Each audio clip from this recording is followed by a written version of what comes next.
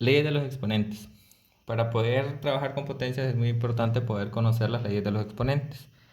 Pero antes de resolver cualquier ejercicio debemos conocer cada una de ellas y cómo se deben aplicar.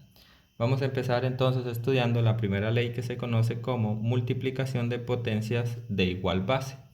La multiplicación de potencias de igual base nos dice que si tengo x a la n por x a la m es lo mismo que tener x a la n más m. En este caso, como podrán notar, se llama multiplicación de potencias de igual base porque la base es la misma, es x, pero los exponentes son distintos. En este caso es n y en este caso es m, y aunque fueran el mismo, pues la idea es esta misma, es decir, vamos a copiar la base y vamos a sumar los exponentes. Como pueden observar, aquí copié la base y sumé n más n.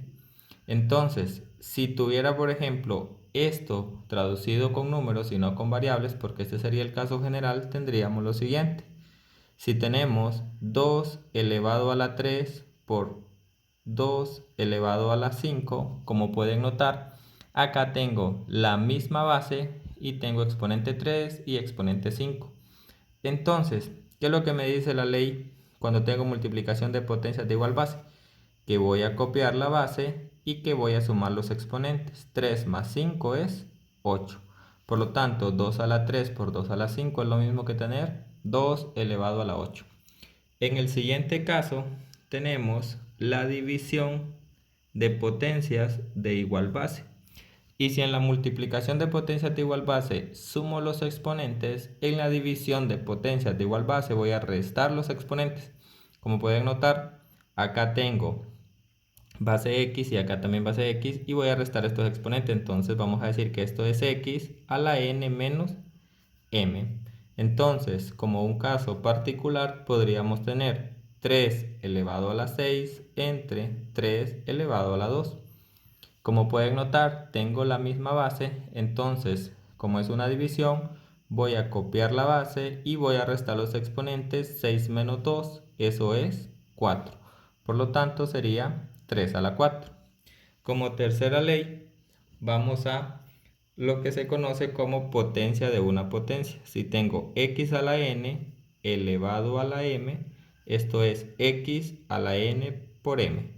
Lo que esta ley me dice es que si tengo una potencia, miren, porque x a la n ya es una potencia elevada a otra potencia, lo que se hace es que se multiplican los exponentes, n por m.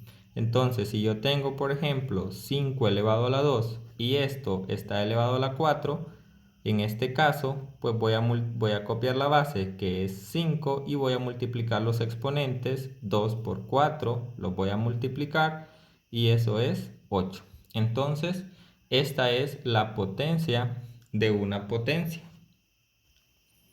Como cuarta ley, tenemos x por y elevado a la n. Notamos que tenemos un producto elevado a la misma potencia. Un producto, recuerden que en matemáticas es el tener una multiplicación acá. Entonces, acá en el producto elevado a la misma potencia, esta ley lo que nos dice es que puedo separar cada uno de los productos y elevarlos a la misma potencia, es decir, x a la n por y a la n. Entonces, como podrán observar, lo único que hace es separar cada uno de los factores del producto y elevarlos al mismo exponente.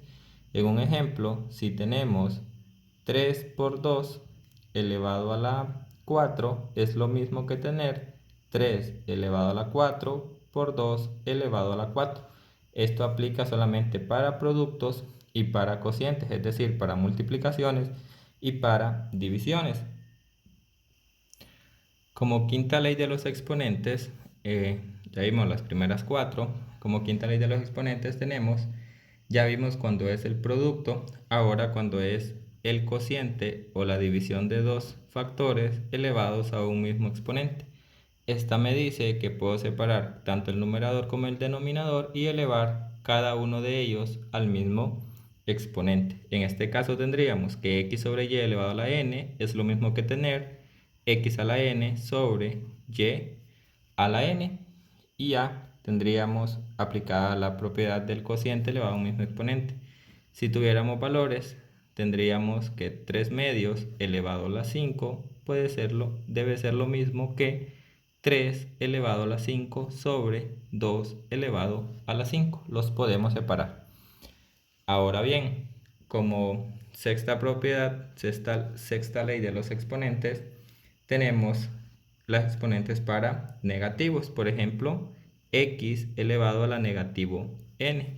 Entonces, muchas veces en los libros nos piden que los ejercicios que estamos trabajando con potencias escribamos la respuesta siempre con exponentes positivos. Entonces, ¿qué sucede cuando después de restar resulta que nos queda un exponente negativo? Debemos convertirlo a positivo. Entonces, para poder convertir este exponente a positivo, lo que vamos a hacer es que dejamos 1 en el numerador y esta base junto con el exponente la vamos a pasar al denominador y vamos a cambiarle el signo al exponente. En este caso, que es negativo n, aquí va a pasar a ser positivo n, por lo cual nos va a quedar 1 sobre x a la n. Entonces, esto sucede cuando tenemos exponentes negativos. Si lo vamos a ver en algún ejemplo, si tenemos 3 elevado a la negativo 2, entonces vamos a agregar 1 en el numerador y 3 a la negativo 2, pues lo vamos a cambiar al denominador,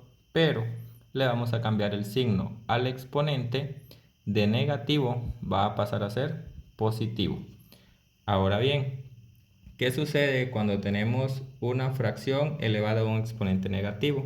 Entonces, esta ley nos dice que si tengo x sobre y elevado a la negativo n, entonces que esto es tan fácil como invertir la fracción. Es decir, si en la fracción es x sobre y, vamos a invertirla y ahora y va a pasar al numerador y x al denominador y me va a quedar y sobre x, y eso me va a permitir cambiar el signo del exponente. En este caso nos va a quedar y sobre x elevado y en lugar de negativo n ahora va a pasar a ser positivo n. En un ejemplo particular podríamos tener 5 tercios elevado a la negativo 4 es lo mismo que tener el 3 pasa al numerador y el 5 al denominador, 3 quintos elevado a la positivo 4.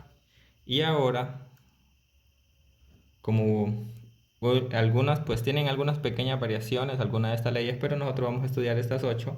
Y como octava ley de los exponentes tenemos x elevado a la 0 es igual a 1. Entonces vamos a hacer la aclaración acá, que donde x debe ser distinto de 0. ¿Ok? Esta ley nos dice que todo número elevado a la 0 es igual a 1, a excepción del 0 mismo. O sea que 5 a la 0 es 1, 20 a la 0 es 1, 1.000.000 a la 0 es 1. Simplemente cuando sea 0 la base, ahí sí, eso no está definido. Entonces 0 a la 0 no está definido. Entonces vamos a decir, como un ejemplo particular, si tengo 4 elevado a la 0, eso es igual a 1. Si tengo si tengo por ejemplo 234 elevado a la 0, eso también es 1. Entonces, todo número elevado a la 0 siempre va a ser 1, a excepción del 0 mismo.